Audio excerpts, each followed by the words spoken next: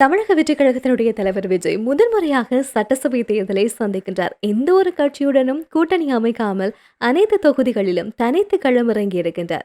இது அரசியல் ரீதியாக மட்டுமல்லாமல் சினிமா துறையில மிகப்பெரிய எதிர்பார்ப்பை ஏற்படுத்தி இருக்கின்றது. தமிழ் சினிமாவின் உச்ச நடிகராக இருந்தபோது அனைத்தையும் உதறி தள்ளிவிட்டு அரசியலுக்குள் நுழைந்தார் விஜய். அது அவ்வளவு எளிதான விஷயம் கிடையாது. ஆனால் அவருக்கு எதிராக பல்வேறு சதிகளும் பிரச்சாரங்களும் எழுந்த போதும் அத்தனையையும் தாண்டி சட்டசபை தேர்தலில் வெற்றி பெறுவதற்காக மும்முரமாக செயற்பட்டு வருகின்றார் விஜய். இதைத் தொடர்ந்து பெரம்பூர், திருச்சி கிழக்கு தொகுதிகளில் தன்னுடைய பிரமாண பத்திரத்தை தாக்கல் செய்திருக்கின்றார்.